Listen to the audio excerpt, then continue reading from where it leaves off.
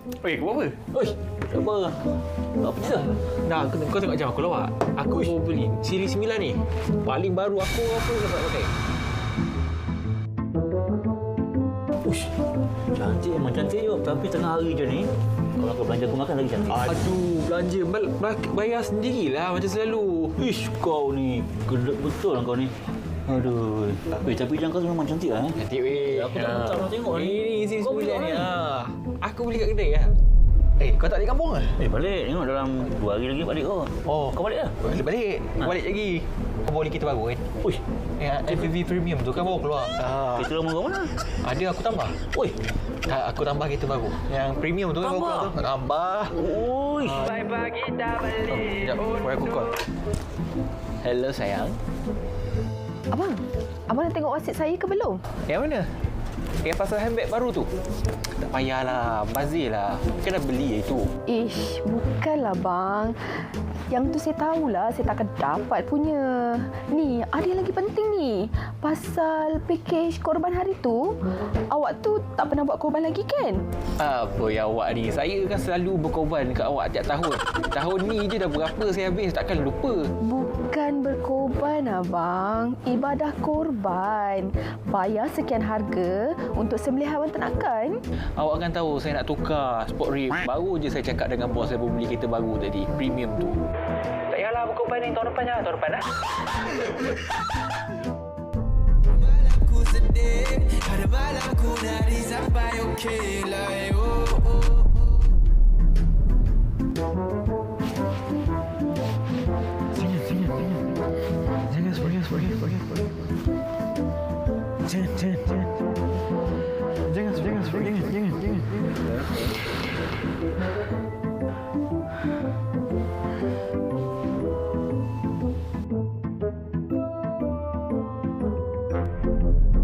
Dah bro, mimpi je tu.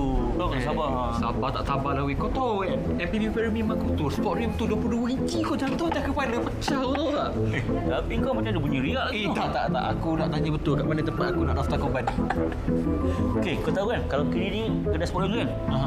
Tempat yang kau nak pergi korban tu sambil kau boleh dapatkan jimat nasihat, kau terus je. Kau terus je. Seperti kau jalan meniti jalan yang lurus. Wah, kau sempat lagi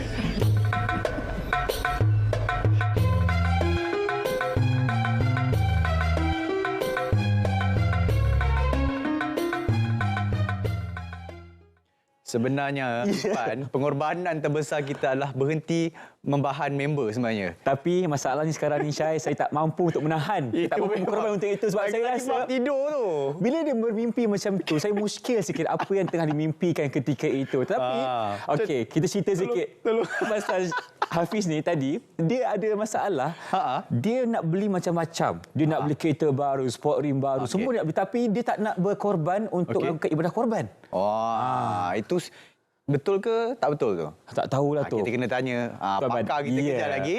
Kita bersama dengan dua orang tetamu. Tapi sebelum kita nak ucapkan Assalamualaikum, selamat sejahtera, salam Malaysia Madani. Terima kasih kerana menonton Cuit Sikit. Jangan tetap di TV1, di saluran berita RTM, di RTM Klik. Di mana lagi? TikTok Live kita, Facebook dan juga YouTube. Anda boleh menyaksikan kami dari pukul 11.05 ni sehingga pukul 12 sekejap lagi. Dan kita akan bercakap mengenai topik pengorbanan mudah dikata payah di kota.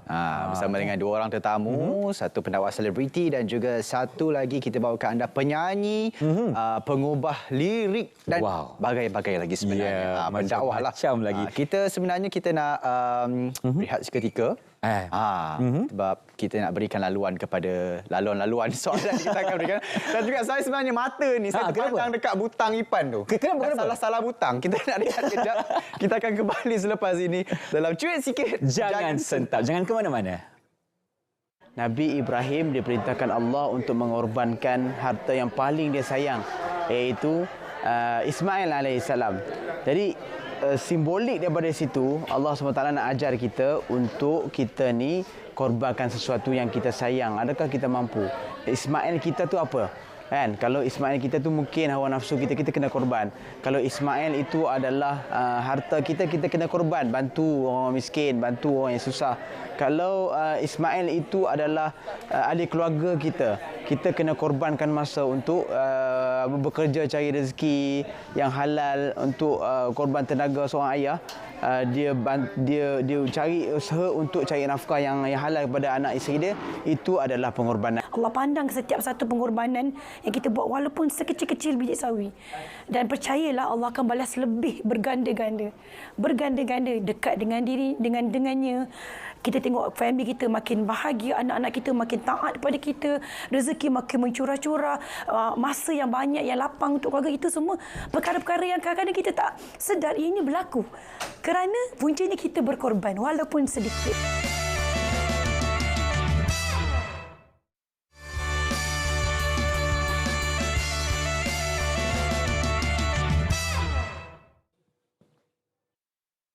Kita buat satu app ni. Semua bisnes kat dalam kampung ni, kita letak dalam satu app. Baru kita boleh buat orang bandar ni berhubung dengan orang kampung.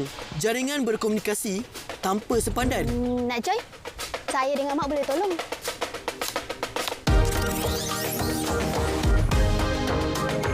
You guys ready? 1, 2, 3. Publish! Korang! Saya letak apps kita ni dekat dalam media sosial. Diorang beli set berpantang dekat dalam apps kita. Serius ah?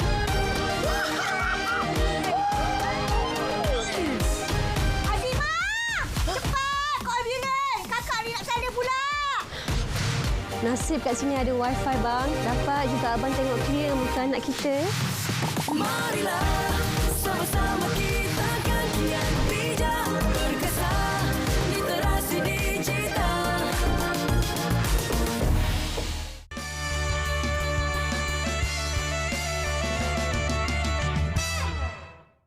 Bagi saya pengorbanan ni adalah sesuatu yang kita lakukan dalam hidup kita demi orang yang kita sayang ataupun demi agama, bangsa dan negara kita.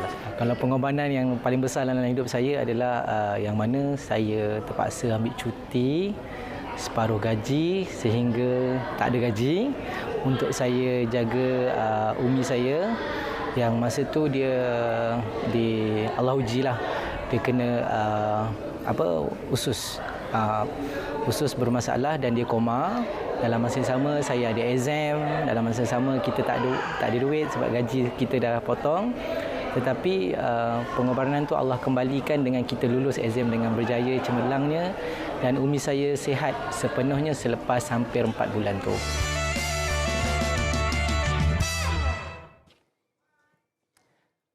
Kembali bersama kami dalam Cuit Sikit Jangan Sentap. Okey Syahrul, kita nak bercakap mengenai topik kita.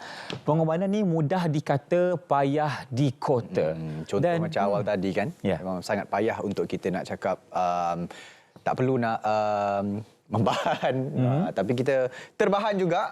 Itu memang luar daripada arka refleks kita, kawalan kita. Tapi sebenarnya itu pengorbanan yang biasalah. Biasa. Dan hari ini kita nak bercakap mengenai konteks pengorbanan dari Islam sendiri. Jadi kita nak bersama tamu kita. Tetapi Syai, mana tamu kita dah sampai ke belum? Mana kita? Mana tamu kita dah sampai ke belum? Rasanya kat ni kot. Itu dia.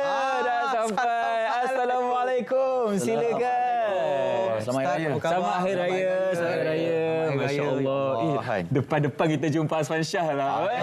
Silakan. Silakan ya Allah. Duduk Terima kasih. Boleh silakan. Tak ada ke apa jodoh hari raya apa tak ada? Itulah tu. Semua dah makan. Dah habis dah. Kita dah selesai. Ini kita nak buat topik mudah dikata payah di kota, Ustaz. Okey. Jadi kalau ikutkan, kalau topik mudah dikata payah di kota ni memang semua benda dari segala aspek memang payah dikatakan kan. Walaupun cakap tu senang je. Betul. Jadi dari pengertian Islam sendiri, apa yang boleh Ustaz bangkitkan berkenaan dengan pengorbanan itu sendiri, Ustaz? Bila kita sebut pasal tajuk kita kan hari ni, pertama sekali saya nak ucapkan selamat Hari Raya lah kepada seluruh umat Islam, seluruh rakyat Malaysia.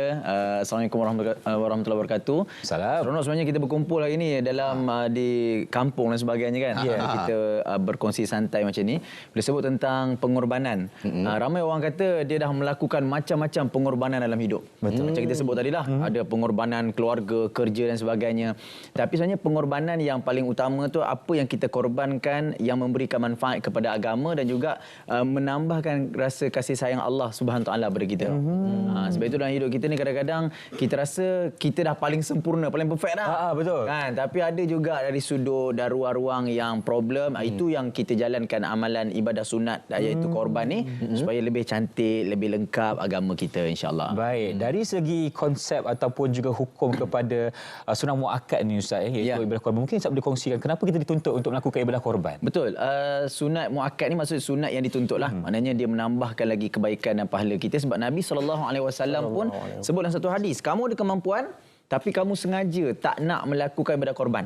Kan, kecuali ada darurat-darurat tentu tak ada masalah lah. Tapi dia dalam keadaan dia memang sengaja tak nak buat. Kan, dia kata tak apalah, nantilah orang lain dah buat lah, malas lah, aku nak pergi jalan lah. Beli kereta baru boleh tapi korban tak nak buat. Itu yang menakutkan hari ni. Sebab mungkin kurang kefahaman kan, raya Aidilfitri lah. Allah buat apa? Nabi kata jangan kamu dekat dengan tempat solat kami. Maksudnya jangan datang ke masjid kami. Maksudnya kalau orang kata kalau kau buat macam tu, kau jangan datang tempat aku, kau bukan geng aku. Umpamanya macam tu lah. Lepas tu takut tau sebab bila Nabi sebut macam tu, kita rasa macam Nabi serius. Nak bagi tahu kat kita yang ibadah korban ni dia bukan sahaja nak menambahkan pahala kita, tetapi dia nak bagi kita ni betul-betul jadi umat Nabi yang faham dengan ideologi dan juga spiritual kita melakukan ibadah korban tu. Faham. Itu kalau dari konteks kita kata Hari Raya Aidiladha kan. Tapi macam mungkin Bro Azfan, kita kenal Bro Azfan kita dulu sebagai seorang penyanyi, pengubah lirik sebagainya. Hebat nama tu gah sebagai seorang penyanyi. Tapi sekarang bawa image pendakwah, bawa image ingin menyebarkan agama Islam itu dengan lebih meluas. Apa antara cabaran yang Bro Azfan lalui? Allah. Bismillahirrahmanirrahim. Nahmaduhu wa nusalli ala rasulil karim. Saya image saya mana dapat poster tu. Saya cemas tu. Poster dia tulis pendakwah kan. Allah. Pasal orang yang benar-benar berdakwah ni ialah para sahabat kita tu, para sahabat radhiyallahu anhum ni dia orang yang benar-benar melakukan dakwah yang sungguh-sungguh. Betul. Dia orang mereka ni mengorbankan harta, masa kan. Ada di antara isteri-isteri mereka yang menjadi balulah, menjadi janda. Ada di antara anak-anak mereka yang menjadi yatim piatu. Disebabkan mereka ni berjuang mencari redha Allah SWT lah. Jadi saya ni macam acah-acah mendakwah lah kan. Mana ada acah-acah itu memang saya belajar lah untuk keluar membuat dakwah lah. Jadi sebenarnya macam tanya tadi pasal titik permulaan. Saya titik permulaan macam mana? InsyaAllah Allahumma salli ala Muhammad. Saya melalui satu frasa yang ada ketika tu saya rasa agak sulit untuk diri saya sendirilah. Saya duduk fikir dalam keadaan yang masa tu saya pun dalam COVID kot, dalam PKP time saya pun kena COVID that time. Saya duduk dalam bilik kuarantin sangat lama. Saya tiba-tiba Allah telah menjentik hati saya lah. Allah menjentik hati saya rasa macam ada something tak kena dalam bila kita duduk berseorangan dalam bilik lama. Saya rasa ada benda yang tak kena. Saya rasa benda yang yalah kita dari segi keperluan kehidupan ni insya-Allah alhamdulillah Allah bagi cukup, cuma kita nak rasa yang bila kita rasa kita cukup sebenarnya kita tak cukup.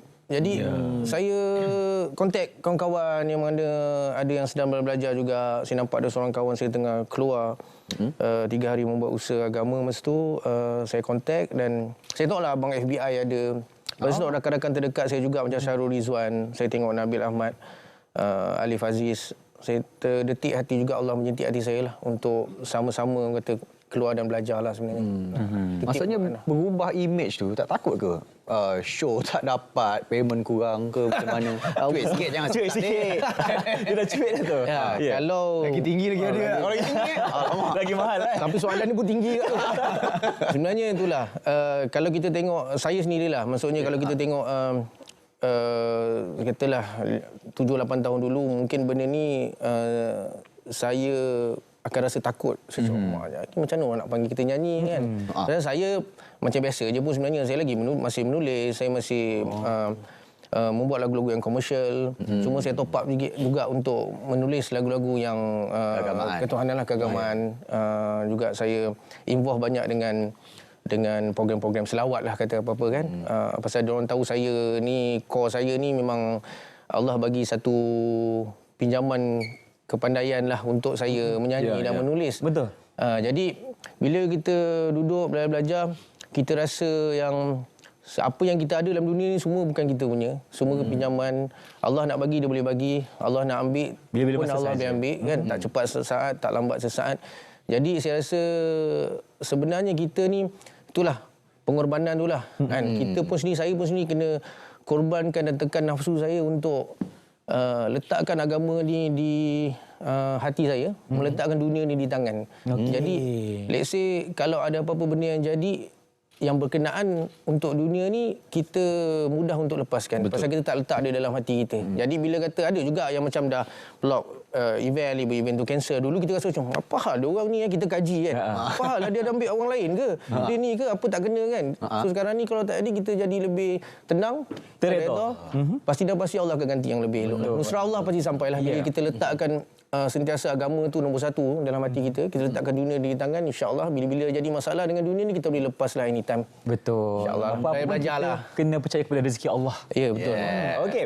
Kita nak bercakap dengan PU Amin juga berkaitan dengan pengorbanan ni. Jadi sejauh manakah limitasi yang kita perlu fahami tentang pengorbanan? Yelah, kadang-kadang ada orang kata, oh saya sanggup gadaikan maruah saya. Itu adalah untuk berkorban. Jadi kita nak faham konsep korban ni sendiri kan. Sampai mana limitasinya. Takut ada orang salah tafsir. Betul. Bila kita sebut tentang macam Hari Raya Anil Adha, Udhiyah, dia pengorbanan dalam hidup kita. Dia tak semestinya kita berkorban sehingga terkorban. Kan? Maknanya orang kata rugi, sia-sia, tidak. Bahkan para sahabat ataupun Nabi SAW mengajarkan kita setiap pengorbanan, setiap apa yang kita buat, walaupun tidak terpandang di dunia, bahkan diangkat pahala dan ganjaran itu di langit, tersedia di hari akhirat. Bahkan kalau satu orang berkorban bangun malam, bangun malam, dia rasa macam dia bangun malam, dia bangun, dia sujud dan dia berbisik dekat sejadah, suara-suara itu terdengar di langit. Kuat.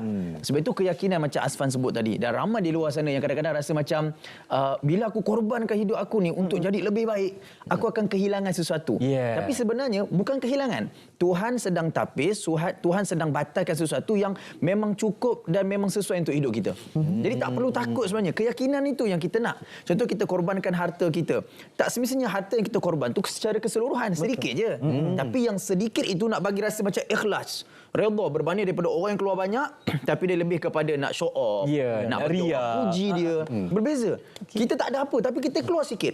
Itu yang dianggap satu pengorbanan yang besar yang Nabi Allah Ibrahim nak ajar pada kita. Anak dia ni lama sangat nak tunggu, tiba-tiba kena sembelih pula. Allah Ta'ala ganti dengan satu sembelihan yang cukup hebat. Ingat tu Ifan, bagi sikit tak apa. Bagi sikit tak apa. Bagi sikit tak apa. Asal ikhlas. Asal ikhlas.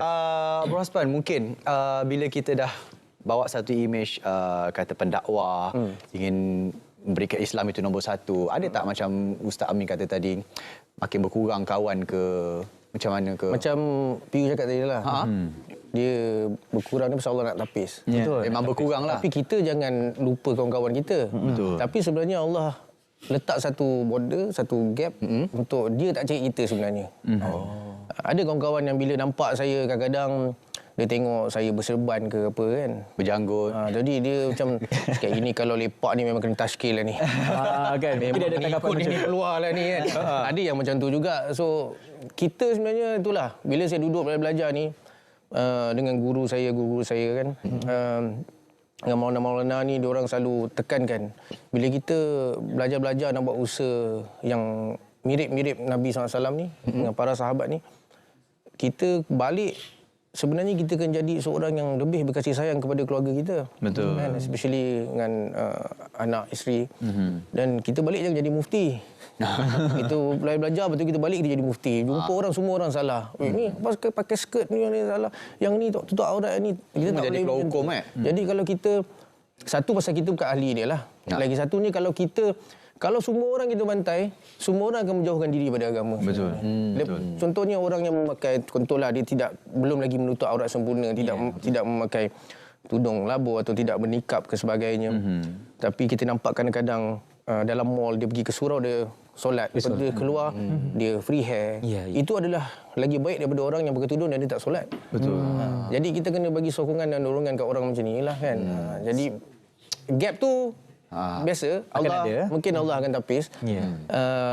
Kita jangan putuskan silaturahim. Macam saya tetap call, ajak lepak. Saya masih berkawan dengan semua orang dalam imigrasi macam biasa je. Diorang tetap menghormati dan diorang tetap melayan saya macam saya lah. Yelah, dia sebab macam pengorbanan ni satu benda yang susah tau. Yang susah, betul. Dia bukan korban harta je. Okay, kita ambil contoh seseorang yang tak bertudung. Dia nak bertudung bukan satu benda yang mudah.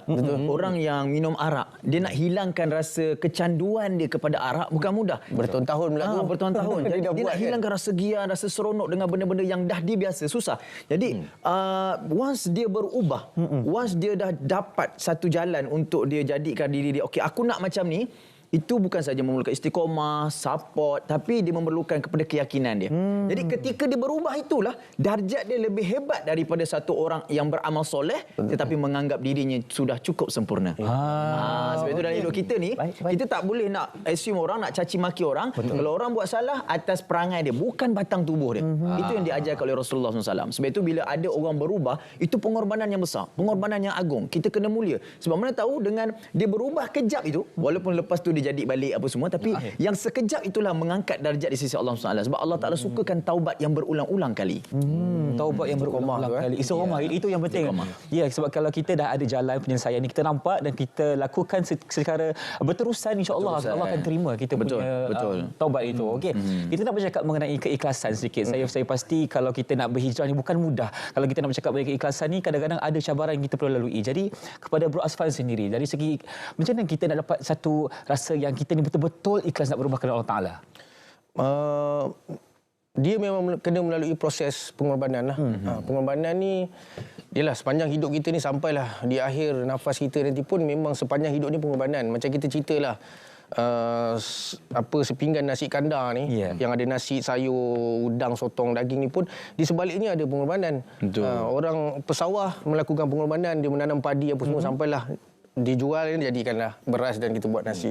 Orang peternak ayam pun sama. Orang yang nelayan yang pergi ke laut pun mengorbankan masa dia. Kalau ada masa yang free, yang kalau masa semua orang tak nak kerja, kalau boleh duduk rumah aje kan, layan family kan. Ada pengorbanan ni juga yang dilakukan. Dan pengorbanan orang pekebun yang menanam sayur sampailah kita dapat sepinggan nasi kandar yang kita makan tu. Termasuk pengorbanan ni dalam kehidupan ni memang daripada kita start hidup sampailah kita akhir hidup kita nanti memerlukan pengorbanan. Jadi macam saya sendiri, saya dalam proses belajar. Jadi dalam beberapa tahun ni apa yang saya belajar untuk pengorbanan ni ialah macam mana nak melakukan keikhlasan. Memang dia kena ada satu paksaan. Kena tekan nafsu kita. Pasal kita ni, saya sendiri, kita dah bertahun duduk di dalam satu komuniti ataupun member-member kan yang alhamdulillah saya duduk semua kawan-kawan saya, walaupun diorang ni pemuzik ke penyanyi, saya duduk dalam satu event dengan mereka, bila waktu solat diorang solat kan. Alhamdulillah. Untuk saya sendiri sebenarnya, diri kita sendirilah. Saya sendiri kadang-kadang kita sendiri yang lalai. Jadi bila kita lalai ni, bila kita dapat Allah jentik hati kita ni, saya melakukan satu pengorbanan yang besar di mana saya kerap tinggalkan keluarga saya kan. Macam hari tu saya pergi ke Bangladesh untuk Istimak Dunia. Saya pergi ke Bangladesh. Bangladesh ni bukan dalam satu bucket list saya untuk pergi holiday pun dari dulu sampai sekarang lah. Tapi sebab kita nak mencari agama ni, Allah hantar saya sampai ke Bangladesh. Tinggalkan isteri, anak saya ada anak kecil 4 orang, baby sampai ke 10 tahun, semua kecil-kecil lagi. Saya tinggalkan, saya duduk seminggu di Bangladesh. Bukan tempat mewah, bukan duduk di hotel, kita duduk di perkemahan. Kita dapat tengok suasana semua kat sana. Ini suasana di Bangladesh Bro Asman? Suasana di masa saya pergi istimak hari tu. Alhamdulillah dapat tengok ramai, kalau tengok tu ramai orang-orang yang macam-macam lah kan. Daripada UK, daripada China, pelbagai Indonesia, Saudi, Oman. So satu benda yang kita pergi sini bukan kita nak bercuti lah, tapi kita pergi sini Allah tarbiyah kita. Untuk kita tengok dia orang ni satu negara yang mundur. Tapi sifat ikramul muslimin dia orang ni, ikram kita dari segi makan, minum ni 24 jam memang ajiblah Allah bagi. Bagi kat dia orang macam ni. Saya dekat Baitul Mukarram, jumpa orang-orang India apa semua masa tu. So sedikit saya melakukan pengorbanan lah. Sedikit sebanyak memberikan kita rasa syukur yang besar sebenarnya kan. Betul. Apa yang kita dah ada dekat dunia ni. Diorang sangat-sangat susah tau. Sangat susah. Kalau contohnya kalau diorang ada sebiji motor yang digunakan untuk pergi bekerja, di hari istimewa itu, kalau motor itu, ada satu motor yang dia kalau tak ada motor tu susah nak kerja, dan dia sanggup jual dan korbankan motornya, motor diorang tu, dan diorang duit tu diorang infakkan, diorang korbankan untuk bagi semua orang di situ makan. Ayam tu kalau katalah ayam yang 3 ekor tu untuk family dia makan, dia akan bagi kita makan, dan yang lebih-lebih tu baru diorang bagi family diorang makan. Masya-Allah. Besar sebenarnya pengorbanan dia lah. Tadi Bro Osman ada sebut berkenaan dengan tanam sayur sampai dapat sepinggan nasi kandar. Tapi dalam konteks mungkin seorang ketua keluarga, diorang perlu berkorban masa, tenaga, keringat sebagainya untuk menyara keluarga. Tapi persoalannya, apa beza pengorbanan dan tanggungjawab? Tapi kita nak jawab selepas ini. Kita nak ke mana, Irfan? Kita nak berhenti rehat dulu. Teruskan bersama kami dalam Cuek Sikit, Jangan Sentap. Apabila kita pilih untuk berkorban pada orang, makna kata kita dah hilang satu kelebihan ataupun satu peluang untuk diri kita. Jadi pada saya pengorbanan ni perlu, dan kita juga kena kurangkan sifat penting pada diri sendiri, selfishness. Nabi SAW bersabda, siapa yang terbaik di antara kamu adalah orang yang memberi manfaat kepada orang lain. Pengorbanan kepada keluarga lah. Saya alhamdulillah dah berumah tangga tahun lepas, kiranya dah genap setahun. Jadi sekarang isteri sebagai doktor, dia dah kena posting jauh daripada saya. Kira kita LDR lah, long distance relationship. Jadi pada awal ni kita yang support lah. Saya sewakan rumah, support dia dari segi emosi sebab berjauhan, dari segi kewangan dan sebagainya. Itu tanggungjawab kita sebagai seorang suami untuk berkorban kepada keluarga.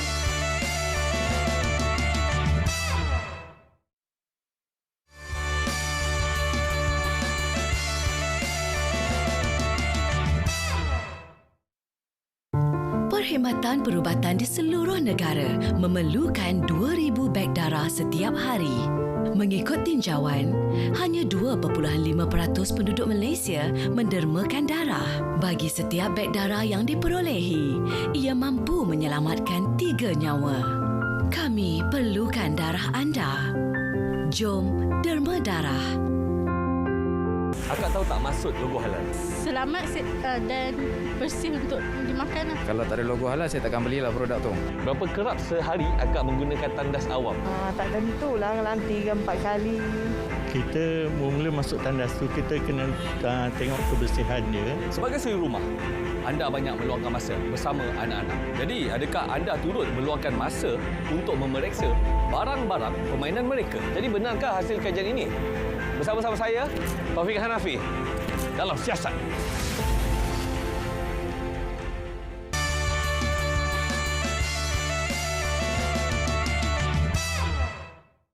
Sebut tentang pengorbanan adalah satu perkara yang dibuat untuk kebaikan orang lain. Bukan kebaikan diri kita semata-mata lah. Jadi pengorbanan dari pandangan saya adalah satu benda yang murni, usaha yang baik untuk kita bantu ataupun beri peluang pada orang lain menerima perkara baik tersebut juga. Saya ambil satu contoh ayah saya lah. Ayah saya adalah seorang yang banyak berkorban untuk keluarga. Tidak mengambil kira keluarga terdekat atau jauh. Semua dia bantu. Soal kewangan dan sebagainya, semua dia tidak ungkit-ungkit, bahkan beri lebih lagi. Ceritakan tentang pengorbanan saya. Hari ini hampir 11 tahun saya menjadi seorang guru, dan juga pengorbanan saya kepada anak-anak murid bangsa dan juga agama, iaitu ingin memastikan melahirkan anak-anak yang cemerlang, bukan untuk hari ini tapi di masa akan datang. Itu dia tadi, Irfan. Kita dah tengok beberapa persoalan yang diajukan kepada mereka. Sebenarnya persoalan tu membawa kepada satu persoalan di sini. Ada yang kata nak jaga mak, nak besarkan anak, nak jaga bini lagi. Itu pengorbanan ke tanggungjawab? Yelah, setiap tanggungjawab ada pengorbanan dia. Kalau kita laksanakan tanggungjawab kita dengan sambil lewa, apa pengorbanannya di situ? Jadi dia seiring. Setiap tanggungjawab yang terpaksa kita lakukan, tanggungjawab kita sebagai seorang ayah, seorang lelaki, seorang wanita, dan tanggungjawab kita sebagai yang paling utama adalah sebagai seorang hamba Allah. Kan ada pengorbanan kita. Kita nak solat, ada pengorbanan dia. Nak puasa, ada pengorbanan dia. Nak keluar duit, ada pengorbanan dia. Nak laksanakan apa pun. Cuma mulut kita jangan kata, aku dah korban banyak dah. Sebagai seorang suami, aku dah korban banyak dah. Sebagai seorang isteri, aku dah korban banyak dah. Dah semua aku dah buat dah. Bila kita sampai tahap macam tu, sama ada kita letih, sama ada kita penat dan sama ada kita faham tanggungjawab itu sekadar kerja antara manusia dan manusia. Dia tak ada timbal balik. Dia tak ada win-win situation antara kita dengan pahala ataupun ganjaran yang Allah Taala sediakan. Sebab itu apa pun, Tuhan ni dia adil. Dia tak nak bagi kita rasa macam bila kita buat satu benda tu kan, kita rasa macam pahala je. Tidak. Sebab itu sesuatu pengorbanan yang kita buat, Tuhan balas tu dekat dunia lagi. Dia tak sebesar dan orang kata tak sebanding dengan apa yang Allah Taala sediakan dekat hari akhirat. Tapi benda tu bila kita tengok, kita puas hati. Kita seronok. Sebab itu janjinya Allah Subhanahu Taala, setiap tanggungjawab yang kita buat berlandaskan keyakinan, keikhlasan, kita redha dengan apa yang kita buat. Apa pun tugas kita sebagai seorang pekerja, sebagai seorang majikan, sebagai seorang yang buat kerja biasa-biasa pun, ada pengorbanan dan pengorbanan itu akan dibalas oleh Allah Subhanahu Wa Taala. Okey, itu maksudnya tanggungjawab dan pengorbanan ini seiring dan sejalan. Lagi sambung sikit. Seindah bunga. Okay, kita tanya. Dia ada penyanyi sebenar dekat sini. Okey, baik. Sebagai seorang bapa dan juga seorang anak dan juga seorang suami, pasti ada tanggungjawab yang sangat-sangat besar untuk ditanggung oleh Bro Asfal sendiri. Jadi, bagaimana Bro Asfal ingin mengimbangkan pengorbanan tersebut supaya tidak terbeban, supaya kita tak macam aduh, susah jadi ayah ni, susah jadi suami ni. Jadi macam mana? Kita nak istiqomah tadi tu kan. Betul, nak istiqomah tu. Kita nak rasa beban dengan istiqomah tadi tu. Biasa kita dengar orang akan cakap life ni kena balance kan. Separuh agama, separuh dunia. Tapi kalau kita buat pecahan, bolehkah kita buat 8 jam buat amal saja, 8 jam rehat, 8 jam untuk kerja? Itu susah juga. 8 jam untuk buat amal agama ni pun berat tu rasanya kan. Jadi dia memang tak boleh nak kata kita nak balance kan, dunia 50, agama kita 50, akhirat 50. Dia tak ada istilah macam tu. Maksudnya kalau kita nampak benda yang baik, kita rasa kita nak buat benda baik, jalan terus. Kita tak payah nak fikir apa orang nak cakap. Macam saya baru-baru ini melalui juga ayah saya, sudah meninggal lah. 6 bulan lepas ayah saya didiagnose kanser paru-paru tahap 4. Tiba-tiba je, kita pun tak pernah tahu dia sakit. Jadi saya pun kena fikir macam mana saya nak arrange keluarga. Saya anak sulung, adik-adik saya 3 orang, seorang nak kahwin, 2 orang lagi masih duduk dengan family. Macam mana saya nak ulang alik pasal family kat Melaka, nak ulang alik. Jadi saya buat pengorbanan, satu keputusan di mana saya ambil semua ahli keluarga saya di Melaka dan duduk terus di rumah saya. So kita kena berkorban lah. So bila kita fikir benda tu, aku kerja macam mana aku nak arrangekan masa kerja aku, nak jaga bapa, nak jaga ni. Jadi sebab tu Nabi SAW selalu menganjurkan kita ni seeloknya bermesyuarat. Mesyuarat harian hari-hari ni kita buat mesyuarat. Jadi bila kita mesyuarat, saya mesyuarat dengan isteri saya, mesyuarat dengan anak-anak saya. Boleh tak family duduk sini, tanya anak-anak. Bila kita bermesyuarat, kita ketua keluarga. Kita mesyuarat, kita dapat satu keputusan dan keputusan tu jangan ditukar-tukar dah. Betul. Jadi kita putuskan satu keputusan dalam mesyuarat tu, dipanggil mesyuarat harian lah. Jadi seeloknya kalau kita hari-hari kita duduk dalam keluarga kita duduk untuk buat mesyuarat kan. Jadi mesyuarat ni bila dah putus jangan kita ubah-ubah dah. So okey, hari ni awak ambil anak, hari ni awak ni saya ada kerja. Bila dah mesyuarat tu benda jadi mudah. Jadi mesyuarat ni antara yang dianjurkan daripada Nabi SAW, betul Ustaz? Betul. So insya-Allah lah benda tu memudahkanlah urusan. Kalau nak buat benda baik ni terus jalan je lah macam Piu cakap tadi, jangan sangkut-sangkut. Jangan sangkut, jangan kita berhenti. Dan kalau kita ada masalah, kita buat satu mesyuarat kecil pun kan, kalau dengan kawan ke dengan keluarga pun kita buat satu mesyuarat untuk kita dapatkan kata putus. Dan kalau dah dapat kata putus tu, jangan kita ubah-ubah lagi keputusan tersebut supaya tidak mengganggu kejahatan. Itu nanti jadi perbalahan tu. Aku dah cakap engkau jangan buat benda ni, kau buat juga ni. Gaduh lah dah. Jadi kita kena lantik satu amir, iaitu satu ketua. Macam dalam office pun kita lantik satu ketua. Okey, dia akan minta syur untuk semua dalam mesyuarat dan dia buat satu keputusan dan kita kena taat dan patuh. Sama juga dengan para sahabat, dengan Nabi SAW sebagai seorang ketua. Nabi SAW minta syur daripada semua para sahabat dah bagi satu syur, Nabi putus, semua taat dengan perintah Nabi. Jadi benda tu akan jadi lagi mudah. Lagi mudah. Okey. Kita nak jalan terus ke terus jalan? Kita jalan terus sebab kita nak menyaksikan satu package yang telah disediakan dan kita nak bersama dengan Syairul. Sebab saya hari tu pergi ke Vietnam. Awak pergi? Saya menemu ramah seorang satu organisasi ni, diorang buat korban di Vietnam. Seronok sebenarnya dengan cerita diorang ni. Tapi kita nak tahu lebih lanjut, kita tengok dulu package yang telah disediakan. Kita bersama dengan Syairul. Islam.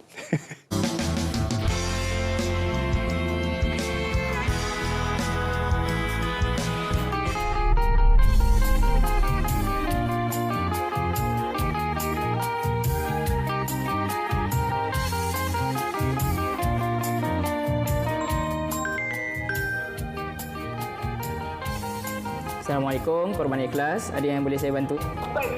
Lembu 2 ekor. Nak korban lembu 2 ekor? Baik, boleh. Tapi tuan nak buat dalam negara ke luar negara? Dalam negara. Dalam negara. Okey, baik. Nanti saya akan hantarkan WhatsApp maklumat untuk tuan isi. Kemudian saya akan daftarkan tuan punya korban lah. Baik. Okey, baik. Terima kasih banyak, tuan. Di sebalik kita meraihkan Hari Raya Aidiladha dengan penuh kegembiraan, mungkin ada daripada mereka yang kurang berkemampuan untuk meraihkan Hari Raya Aidiladha. Tapi dengan adanya Yayasan Ikhlas ini, mereka menubuhkan satu pertubuhan yang membantu golongan-golongan yang kurang berkemampuan dan juga menyenangkan kerja-kerja penderma untuk memberikan sumbangan kepada mereka yang memerlukan. Jadi kita nak tanya lebih lanjut berkenaan dengan apa sebenarnya yang mereka buat di luar negara. Jom.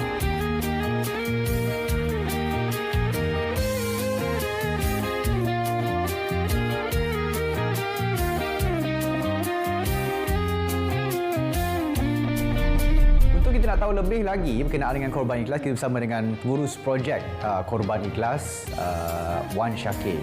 Syakir, mungkin boleh cerita sikit Korban Ikhlas ni macam mana dah bergerak? InsyaAllah. So, Korban Ikhlas ni kita dah berpengalaman sebanyak 9 tahun. Sejak 2014 lagi lah. Dan setakat ni pelaksanaan korban, pengurusan korban yang kita telah buat sebanyak 3,000 ekor, 4,000 ekor lebih kurang. Dan penerima manfaat lebih kurang sekitar dalam 300,000 orang penerima manfaat lah. Dan kita memfokuskan di kawasan-kawasan pedalaman Sabah dan Sarawak, perkampungan-perkampungan orang asli, di tempat-tempat yang memang tak dapat akses lah. Di luar negara, kita memfokuskan di Asia Tenggara pada tahun ini, iaitu di empat negara lah, iaitu di Mindanao, Filipina, di Kemboja, di Patani, Thailand dan juga di Aceh, Indonesia. Jadi tempat-tempat ini memang kalau ikutkan waktu korban ni lah, waktu mereka memang menunggu-nunggu masa untuk waktu korban ni, sebab kebanyakan mereka tak mampu pun untuk merasai daging. Jadi pada waktu korban ni lah mereka berpeluang untuk merasai nikmat daging lah setahun sekali sahaja kan. Di luar negara ni dia punya dari segi amalan ataupun dari segi budayanya, mereka memang sangat-sangat suka untuk berewang beramai-ramai lah bersama masyarakat. Dan lagi-lagi pula bila kita pergi ke perkampungan yang dalam-dalam dan sebagainya, bila mana ada je aktiviti korban, mereka sangat-sangat seronok dan mereka sangat-sangat gembira dan mereka sangat-sangat menghargai peserta-peserta korban yang sanggup memberikan bantuan ataupun memberikan daging kepada mereka lah. Untuk dalam negara, kita bekerja sama bersama Yayasan Ikhlas. Jadi sebenarnya sebelum ini banyak lagi projek-projek yang telah kita jalankan di pedalaman-pedalaman ataupun di perkampungan-perkampungan, yang mana projek-projek ini adalah objektifnya adalah untuk membina satu komuniti lah di pedalaman-pedalaman ini, untuk membangunkan ekonominya, membangunkan pendidikannya, menyiapkan segala kelengkapan asasnya. Jadi ini adalah perkara yang telah dilakukan oleh Yayasan Ikhlas dan juga Korban Ikhlas selama beberapa tahun lepas. Jadi korban dalam setahun sekali adalah kesinambungan daripada projek-projek yang telah dijalankan selama ini lah. Kita ada buat projek surau, kita ada buat projek sekolah, kita ada buat projek air bersih untuk memberi kelengkapan asas dan lain-lain. Jadi korban ni adalah salah satu kesinambungan. Jadi untuk jangka masa panjang, visi Korban Ikhlas adalah untuk membangunkan komuniti-komuniti di pedalaman-pedalaman dan perkampungan-perkampungan lah. Kita adalah pertubuhan anak muda lah yang melakukan ataupun melaksanakan korban. Jadi kita berhasrat ramai lagi anak-anak muda yang berminat untuk bersama-sama melakukan kebajikan, kerja-kerja kebajikan seperti korban ataupun yang lain-lain, kerana inilah manfaat kita ataupun saham akhirat kita kelak. Hello, Assalamualaikum. Ya tuan, nak korban boleh tahun ni.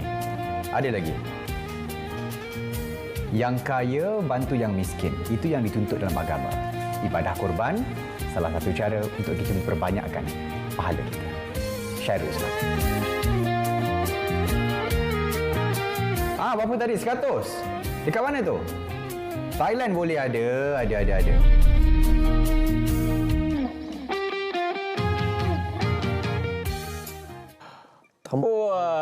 Syai, nak tanya sikit berapa order dapat tu dekat Thailand semua tu. Pengorbanan juga, jangan bahan kawan.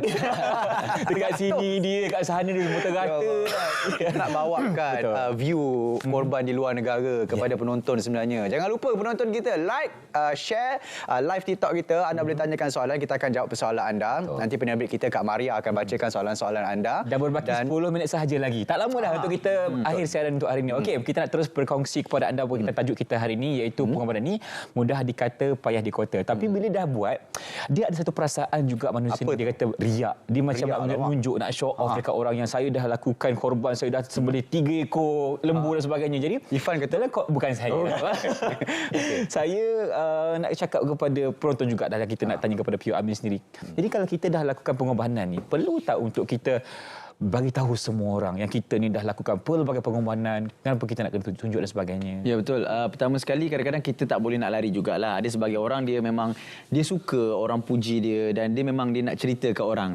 Okey, kalau itu sebagai permulaan mula-mula tak apa. Tapi kalau dia berterusan sampailah habis, sampailah bila-bila, perangai dia memang macam tu, memang dia kena ubah segera. Segera sebab dia akan mencacatkan ibadah kita. Kan dia tak boleh kita mulakan setiap kebaikan kita tu ada pula dicampur dengan yang boleh mencacatkan tadi yang saya sebut dengan menunjuk-nunjuk dan sebagainya. Ya betul, permulaan tu memang kita nak dan mungkin kita rasa macam alah dia asyik nak tunjuk je kan permulaan. Tapi kalau makin lama dia membahayakan amalan kita. Tapi sebenarnya jangan risau. Apa saja perkara baik yang kita buat, walaupun kadang-kadang manusia tak sedar. Hari ini zaman media sosial. Orang mesti nak tunjuk kan. Mesti nak rakam. Bagi tahu nak rakam setiap sedekah kita. Tapi bagi saya sendiri kalau permulaan mula-mula nak bagi inspirasi pada orang tak apa. Tapi kalau berterusan itu bukan yang diajar dalam agama. Kita kena sama-sama ubah trend ni tau. Sebab bila nak sedekah je mesti kena rakam. Betul. Kalau kita tak rakam, mana sedekah kita tu tak sah pula. Dia tak valid pula. Trend lah. Kalau tak buat TikTok, tak buat konten, maknanya sedekah tu tak sah. Kalau untuk asbab kebaikan tak boleh? Asbab kebaikan mula-mula tak apalah. Mula-mula inspirasi. Asbab kebaikan tak boleh berpanjangan jugalah. Maknanya kalau permulaan orang dah tahu dah memang dia ni kaki sedekah. Okey, selesai dah. Kan? Untuk jaga hati kita dan jaga hati orang yang mendapat kebaikan sedekah. Sebab tak semua orang dia suka bila orang bagi sedekah dekat dia, dijaja wajahnya. Betul-betul. Di serata tempat. Saya pun nak tanya benda tu. Kan? Sebab mungkin ada orang dia rasa macam alamak dia dah buat kamera tapi takkan aku nak ni kan. Tak apalah, ambil lah kan. Kalau aku elak-elak kan dia tak bagi pula. Mula-mula tak apa saya sebut kan. Contoh ada 100 orang, 2-3 orang tak apa. Untuk buat promosi, konten dan sebagainya. Tapi kalau 100 orang kita buat macam tu, dia akan mengajar masyarakat, anak-anak kita sedekah perlu untuk ditunjukkan. Sedangkan zakat wajib tak apa. Sedekah wajib tak apa. Kan sebab dia ketentuan agama fardu. Tapi kalau yang sunat ni mula-mula tak apa inspirasi sebab kebaikan macam Asfan sebut. Tapi kalau berterusan sangat membahayakan amal ibadah kita. Berterusan pula pakai baju. Tapi tak semua orang suka ni. Orang cakap tak apalah kita, awak mana boleh hukum saya. Hati saya lah. Tak, ini kita cerita dari sudut akhlak. Kan kita nak sebut dari sudut fiqahnya supaya kita faham sedekah ni bukan trend nak tunjuk ke orang. Sedekah ni antara kita dengan Allah Subhanahu Taala. Mula-mula tak apalah, lama-lama jaga-jaga. Dengar tu Syai? Dengar. Lama-lama sembelih pula pakai baju Gucci. Takkan diam kan? Takkan tak belut. Itulah kita nak elak. Ya betul. Kita kena sama-sama jaga hati lah. Jaga hati. Betul. Okey, baik, terima kasih Pio Amin. Jadi sekarang ni kita nak berhenti berehat dulu. Teruskan ke mana sebenarnya? Kita nak berhenti berehat dan sebab kita nak bagi peluang untuk kita minum air dululah. Asfan dan juga Pio Amin pun rasa dahaga sikit. Jadi kita akan berhenti berehat dulu. Teruskan bersama kami dalam Cuit Sikit, Jangan Sentak. Bagi saya, erti pengorbanan tu adalah satu kesanggupan untuk kita buat apa saja untuk orang yang kita sayang ataupun satu tanggungjawab yang kita lakukan dengan bersungguh-sungguh lah. Kita tak kisah dari sudut masa ke, dari sudut harta ke, kita sanggup korbankan semuanya untuk orang yang kita sayang ataupun amanah yang kita jaga. Pengorbanan mak ayah saya pada saya. Sebab daripada kecil sampailah ke diri saya yang sekarang ni, dari dewasa ni, mak ayah saya sampai sekarang tak habis-habis. Tak pernah berhenti dia orang berkorban untuk, bukan saya seorang, termasuk sekali dengan adik-adik saya. Untuk semua anak-anak dia tak pernah berhenti berkorban. Walaupun macam saya sendiri dah berkahwin, dah ada anak, dia pantang nampak anak-anak dia susah. Anak dia susah mesti dia nak bantu juga. Walaupun kami dah berkeluarga, mesti dia nak juga bantu.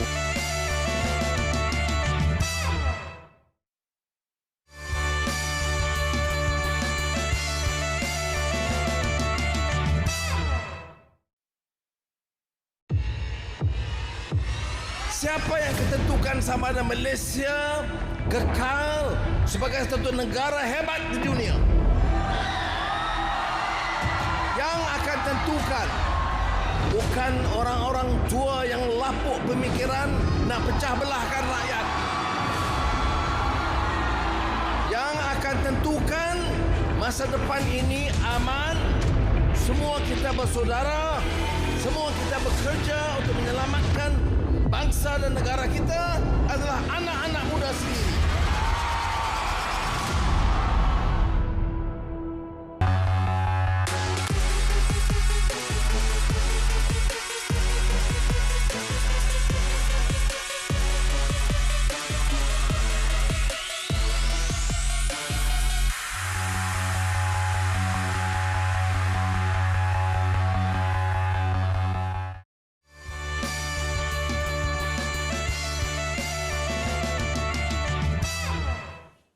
Yes, tadi kita dah bersama dengan Pio Amin dan juga Bro Azfan. Kita dah cerita sebenarnya pasal pengorbanan dan juga korban Raya Haji ni.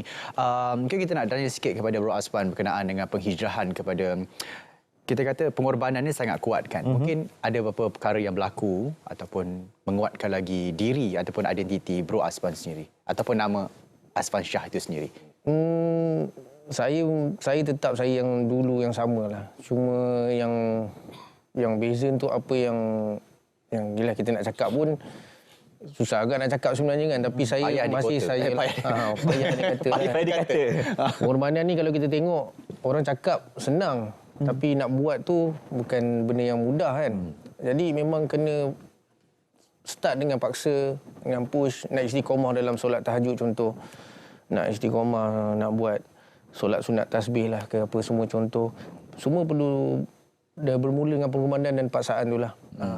Semua orang kalau boleh nak tidur dengan nyenyak je. Tak naklah bangun pukul 3-4 pagi ke 4:30 pagi sebelum subuh tu dia nak baca Al-Quran ke, dia nak tahajud, lepas tu nak sambung terus dengan solat subuh kan.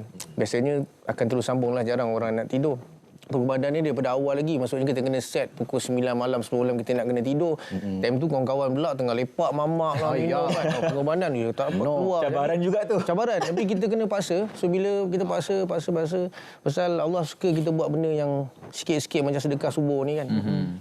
Nak sedekah RM1 satu hari. Boleh je kita letak terus 30 hari, letak terus RM30. Tapi Allah tak nampak, tak nak benda yang tu. Allah nak yang RM1 hari-hari yang kita sedekah. Allah suka benda yang sikit, berpanjangan dan istiqamah. Mungkin kelebihan Bro Azfan sendiri sebagai penulis lirik lagu boleh berdakwah menerusi lagu. Tapi kalau mungkin orang biasa macam saya, orang biasa, Irfan, orang biasa, macam mana kita nak konsistenkan supaya setiap hari kita akan melakukan ibadah? Bagi permulaan lah, startup, newbie. Startup macam nak buat company pula. Newbie ni lah penghijrahan. Allah Muhammad. Okey. Bila nak start buat benda baik tu buat je lah terus. Buat terus, jangan jalan terus lah. So kalau kata kita selalu lewat solat subuh, kita try untuk bangun awal, paksa juga. Dan slowly dia akan lama-lama dia akan jadi biasa. Tapi sebelum tidur tu kita seelok-eloknya lah kalau boleh buat, kita sebelum tidur tu kita settlekan apa semua yang patut disettlekan kan, dari segi ibadah lah, dari segi amal. Untuk senang bangun ni saya sendirilah, saya apa yang saya share, apa yang bila untuk senang bangun ni sebelum tidur ni kita buat adab tidur yang betul. Kita buat adab tidur yang betul, macam mana cara tidur Nabi SAW. Jadi kita berdoa supaya Allah kejutkan kita. Betul. Bila kita, dia macam adab tidur ni dia skop dia besar lah Ustaz. Luas lah. Jadi antaranya kalau kita buat tertib yang betul dari malam tu, insya-Allah ke pagi tu bolehlah. Bolehlah cuba-cuba untuk amalkan. Google je. Kita sebut support system lah. Kita ambil contoh dulu, selebriti kita yang berhijab ni susah. Kita nak ada, walaupun dakwah dah kuat, program agama banyak, tapi hari ni bila seorang dua orang dah bermula, walaupun dia kata dia nak berniaga ke apa, maksudnya apa, support system. Okey, contoh Azfan dan kawan-kawan, dia berubah ataupun dia bukan berubah apa pun, cuma dia belajar agama dan dia berniaga. support dia. Support dia. Kalau dia ada buat program-program, kita support dia. Kita pergi. Kita support. Maksudnya kita tahu supaya mereka ni akan terus kekal dan mereka ni tak rasa kalau mereka duduk dalam suasana dakwah ni terkebelakang. Dipinggirkan. Jadi macam kuno. Tak ada. Zaman sekarang bukan macam dulu. Betul. Kan kita pun ustaz-ustaz pun hari ni para pendakwah selebriti dan sebagainya, kita bersama dengan mereka dan kita support suasana begitu. Agama ni dia agama yang fleksibel. Walaupun tak terlampau eksklusif tapi dia boleh masuk ke semua orang dan nak amal agama ni tak semestinya berkopiah, berjubah, tetapi dengan cara bagaimana kita interact dengan manusia yang lain, cara amal kita yang wajib kita jaga. Jadi insya-Allah kalau masyarakat ada support system, pengorbanan yang orang lain buat untuk agama ni akan jadi mudah. Tapi kalau kita banyak kecam, banyak kritik, banyak hina, banyak overthinking tentang kehidupan orang lain, bukan orang tu tak berubah, kita pun tak berubah sampai bila-bila. Okey, kalau macam tu Syai, esok pagi saya akan kejut awak pukul 5 pagi. Itulah kan tadi Bro Rasman cakap kena set 8 jam ibadah, 8 jam dunia. Kita solat 5 minit pun kadang tinggal. Itulah kawan. Mana mungkin kita nak kita cakap aku balance bro. Aku dunia dengan akhirat balance. Tak ada lah kan perumpamaan tu. 8 jam buat amal sungguh-sungguh, 8 jam rehat, 8 jam lagi kita pergi bekerja. Memang tak mungkin lah, mustahil lah bagi saya untuk kita buat macam tu lah. Bagi saya sendiri, untuk saya sendiri saya mustahil lah. Baik. Okey, P. Amin. Kalau kita dah lakukan pengorbanan untuk kita berhijrah, tapi kadang-kala pasti ada masa yang kita rasa macam mungkin kita rasa macam terbeban, kita rasa stres, kita macam tak nak buat dah lah benda ni kan. Jadi, bila jadi macam tu, P. Amin, apa yang perlu kita lakukan? Adakah ketika itu kita mempunyai masalah hati atau bagaimana? Okey, masalah hati. Kita lock masalah hati. Jadi kita memang kena lock tu. Kena lock. Iman kita memang akan naik. Akan turun. Kita bukan malaikat. Cuma kita kena ingat bila kita penat, selalu bila kita penat, kita letih, kita akan pergi ke katil, kita akan buat apa? Tidur. Apa lagi? Baru nak cakap main TikTok. Healing. Kan, malam masih muda, apa lagu tu, asyik lagu tu je kan. Kita healing, jalan kan. Kita tidur. Tapi Quran ajar kita apa? Ya ayuhal muzammil, wahai orang berselimut. Maksudnya orang yang tengah tidur. Orang yang ingat kau tidur, kau boleh healing. Orang yang ingat kalau kau tidur, engkau boleh hilang penat. Qumil laila illa qalila. Bangunlah di sepertiga malam.